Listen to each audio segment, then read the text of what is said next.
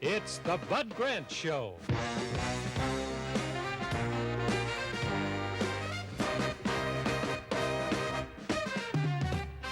With Minnesota Viking head coach Bud Grant and Channel 5 sports director Bob Bruce.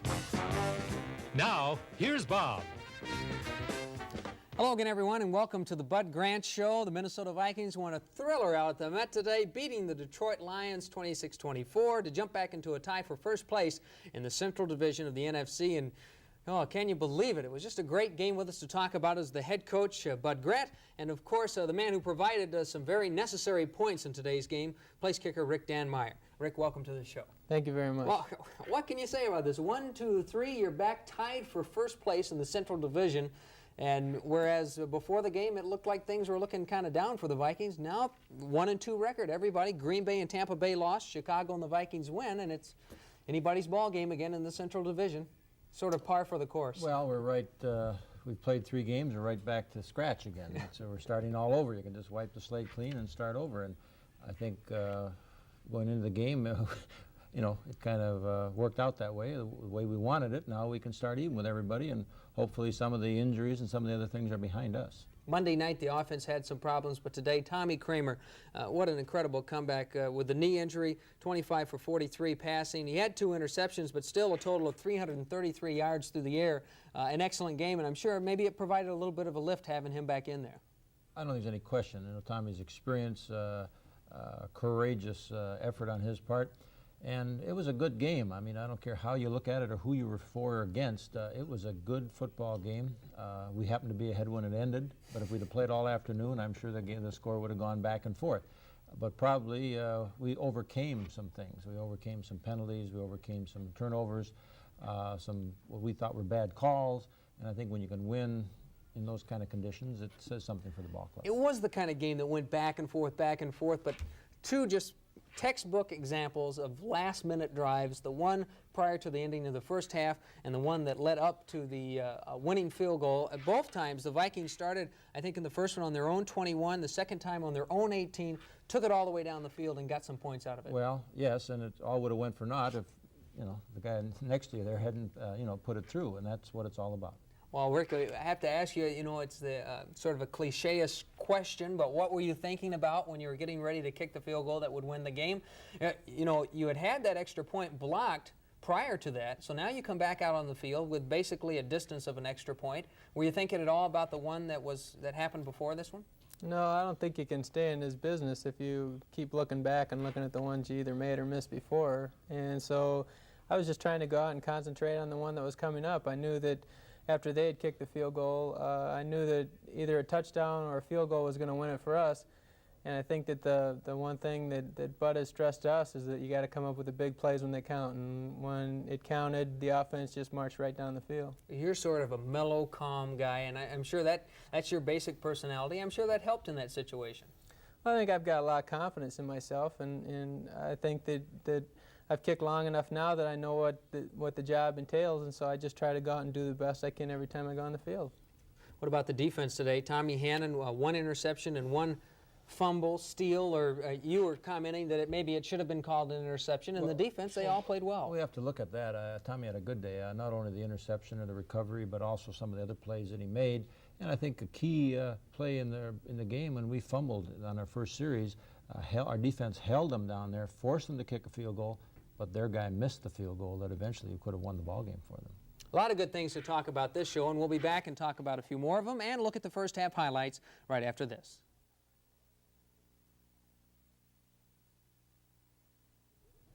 Fellas, let's get right into the first half highlights, and it didn't hurt the Vikings at all to get off to a good start, which they did in that first quarter.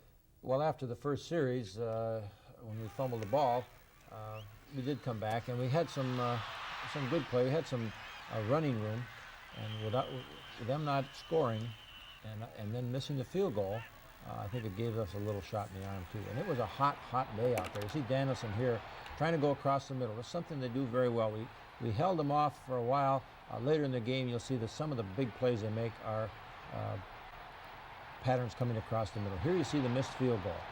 And that, it doesn't appear very important, or you forget about that. But that, when you get to the end of the game, but that was probably as big a play as any that our defense made, stopping them. Here's the long run by Teddy. We did a good job of coming out of our end. Even though we didn't get points every time, we kept the ball down in their end. Of course, Coleman had a great day kicking. Here you see Teddy again cutting back, got outside. They took some of this away from us later in the game, but on the final drive, we did get some big runs again from Teddy as the passes loosened them up. You see Tommy here going on a long pass. Terry to count. This was 3rd and long. Terry beat his man, and a good pass, a good catch. And even though Terry only caught 1 pass in this ball game, that, of course, was the big one because we didn't score on this drive. You see, first of all, Ricky Young come in here, gets about 2 of the 4 yards, and then Teddy pounds in here, sort of dives under everybody in here, and puts the ball in the end zone. You see Teddy kind of bounce off to your right of the screen there. You see him get up. That was the first touchdown, and we get off to a lead. But of course, it's seesawed back and forth. And you see Danielson here. Now they're coming a little more success on the inside. The ball is knocked loose. And here Tommy picks up the ball again, gets it down there. And we credit this score actually to the defense for the play that they made. And you see Tommy after a penalty come back, hit Ricky, getting us down into the 5-yard line again. Watch Joe Sensor come across the middle here as we had to overcome a penalty. Finally on 3rd down.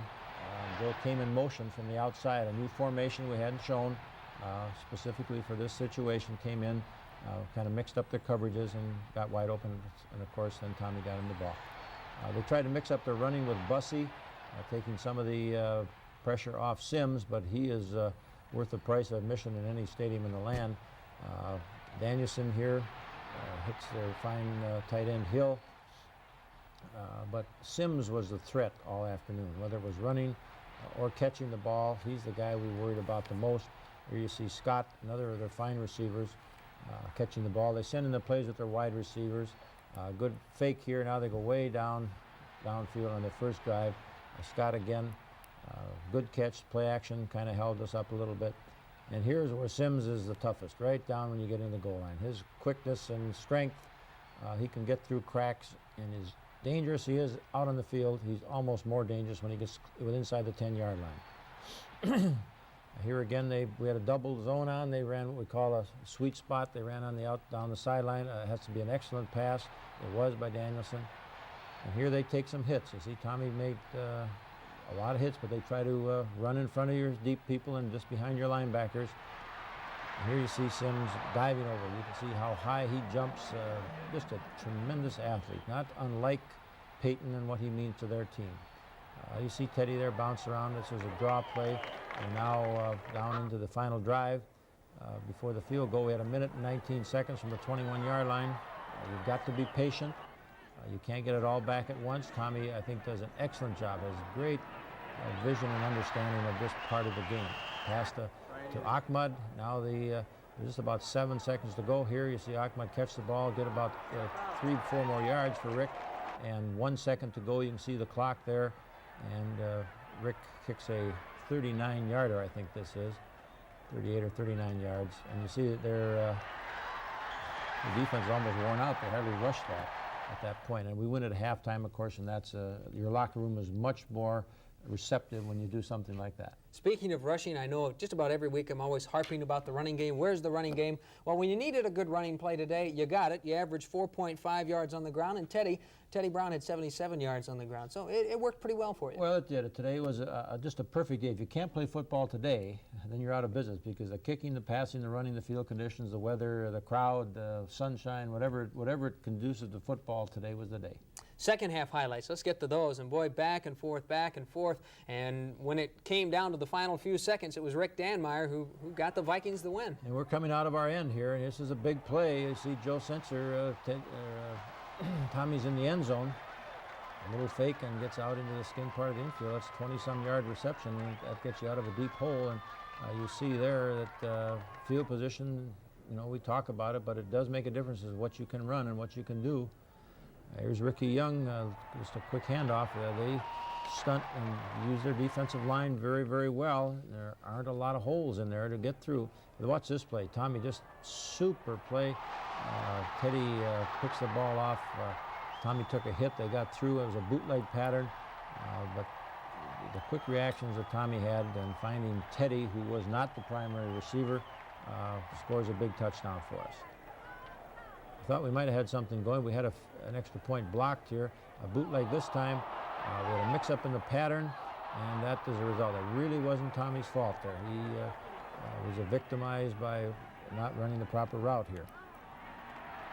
And Danielson, he scrambles a little bit in here, and he's got some. He's not quick. He's now a veteran, heady, smart quarterback. They're down at about the 1 foot line. You see Danielson dive over there. I thought our defense played fairly well down in this area of the field, but Sims can do so much by himself that it really hurts you. And here's Scott again, fearless, coming inside, took a lot of hits, but still catches the ball coming on the inside. Here's the reverse. Thompson, one of their fastest people, coming around, and of course Tommy making the play. There was a nose guard, no question about that. Penalty put them down in this end of the field. About the 15-yard line, Danielson, a little screen out here. It's a play that they run very well, particularly down in this area, and it sure draws a crowd. But we hold tough now. If they scored a touchdown, I think we would have been in a lot more trouble. They kicked the field goal, and that's gave us the opportunity to come back. And here we just again peck away just like we were. We've run a couple of plays up to this point. Finally get Teddy on the play that gets us on their side of the field. And then Sammy White comes up with 2 great catches. Watch this catch right here, and gets out of bounds. Now we are within field goal range, but we want to always get closer, a la Tampa. And here comes Sammy over the middle again and gets another hit. Those are his 2 receptions for the day, key ones. And Joe Sensor, who had kept in the block on a lot of these plays, making sure we had enough protection. Joe slips to the outside, gets us down there. Now it's time for a run. Teddy finds a hole in there down to the 4-yard line. Now we're letting the clock run down as we go. We have one more running play, puts it on the 2, and that's an extra point. But it counts for 3, and we go home a winner. Thank heavens it counted for 3. Yes, sir. And had they scored a touchdown that other time when they were down there, we might have had to run for that for the touchdown to beat them. But fortunately, we only had to kick a field goal. And looking at the highlights, the offensive line that took some criticism last Monday had a much better game today. And Tommy didn't bite the dust once in the first half. Now, he took some hits later in the game and actually was knocked out at one point. That was the one play he missed? One play he missed, where he got caught right in the chin after throwing a pass and knocked him out. Wade Wilson came in, threw one pass, Tommy went back in. And almost hit that pass. Yes, Wade almost hit him. In fact, the problem was that we thought there was interference on the play because they blitzed him the first time. He stood in there very well. Sammy was going down the middle, but the man we thought grabbed Sammy, and no penalty. Tommy run on the field, got a penalty, and that put us in a little hole. But it showed me at least that Tommy had all his faculties back, so he went back in the ballgame. We'll be back in just a moment, and we'll talk about next week's opponent, the Green Bay Packers, in Milwaukee, right after this.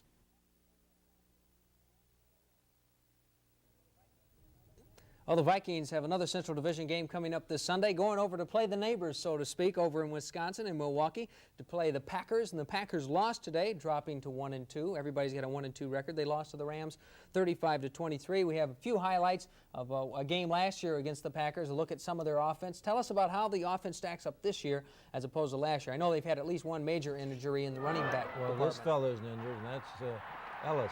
He gave us all we can handle and more last year. He just had an outstanding day. Of course, Dickey's still the quarterback, and Lofton is still there.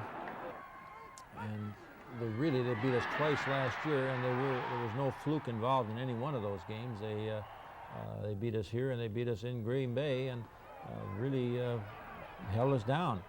Here's Ellis again. They run the ball very well. They also screen the ball well, and I think Dickey has acquired the experience now over the years that puts him in a category with a lot of veteran quarterbacks. Play action pass here for a touchdown. And it was a very frustrating afternoon, both afternoons we played. Here's Ellis once again, 225-pound halfback type. And we're going to have to contend with him. Of course, Ivory is hurt, and Atkins will probably take his place. Hard team to figure out, at least for me, the Packers. Sometimes they can look magnificent and then all of a sudden fall apart. In their game prior to the Los Angeles Rams, they were leading in that game and they gave up 17 points in the final quarter and just fell apart. If you saw them hammer Oakland in the preseason, there's no question that Bart's done a great job over there. I think they're a much improved team. And of course, you know, the recent trade, if he reports, he could be ready in a week. Speaking of that, I was going to ask you about the trade of John Jefferson, of course, is what we speak. And with an agent like Howard Slusher, he still has to negotiate a contract.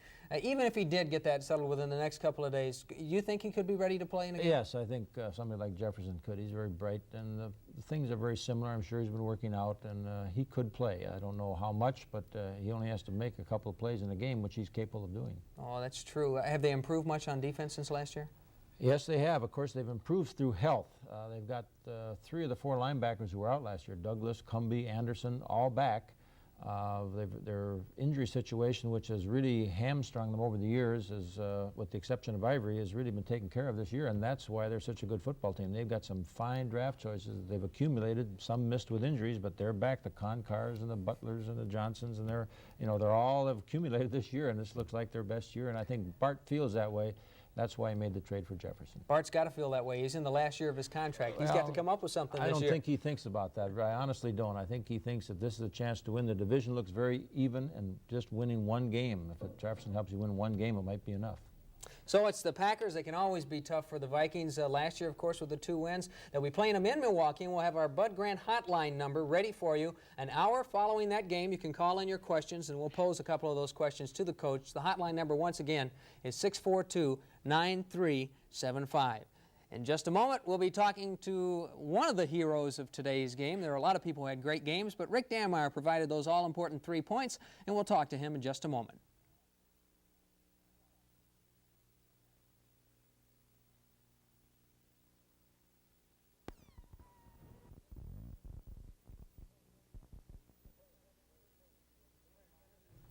Our player guest today, of course, is Rick Danmeyer, who pretty good day today. 2 of 3 extra point attempts, and 3 for 3 in the field goal department. The most important coming, of course, with 7 seconds left in the game. And something that I noticed that I don't know if a lot of people, I'm sure the fans noticed this, but of course with Steve Dills being injured, you had a new holder, and to a place kicker, a holder is very, very important. Of course, the center plays an important role too, but that holder, if he doesn't get it down right, doesn't matter how good you kick the ball. Well, I think it's a combination of everyone doing their job. There's 10 other guys out there besides me, and I think sometimes people just think that it's just me out there. And Keith Nard was my holder this week, and Keith did a super job.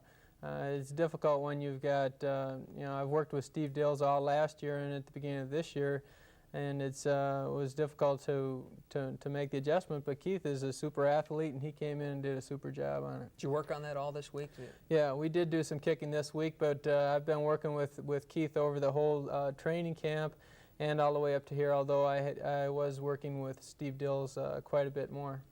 I'm going to be candid here just for a moment. In training camp, there was a fellow by the name of, I think, Vince Wagner.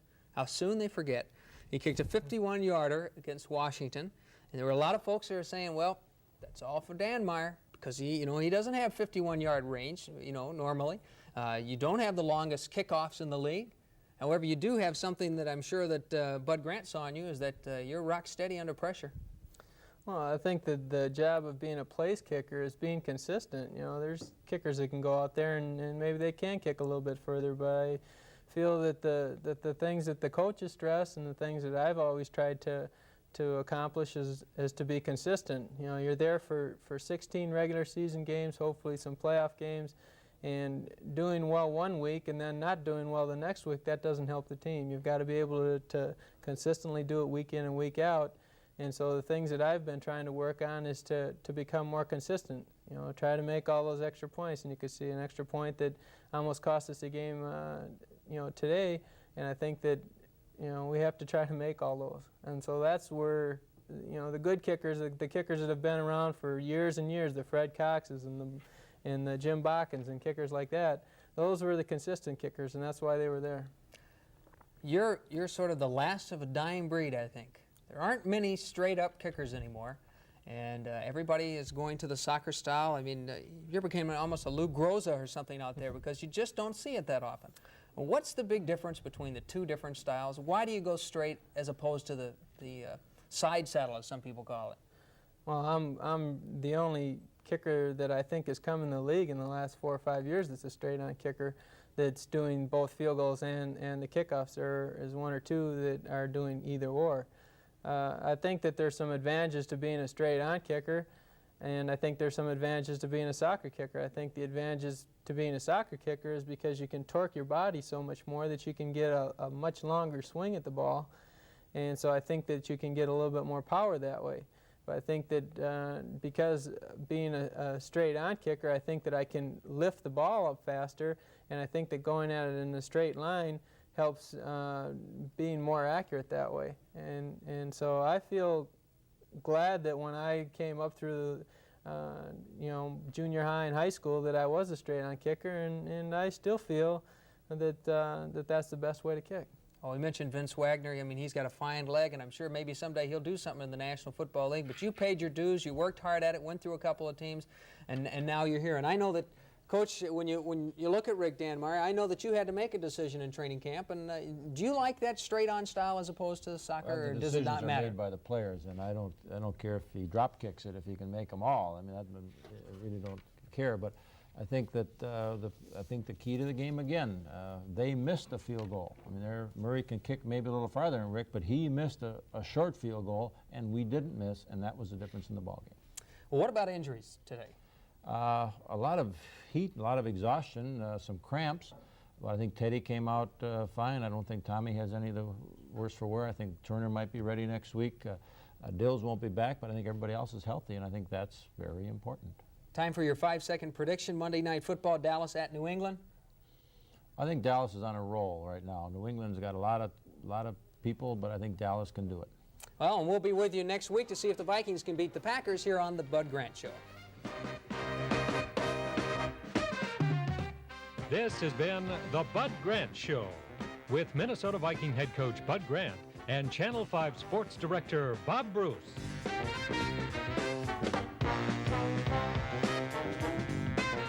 This program is a pre-recorded presentation of KSTP Television Sports.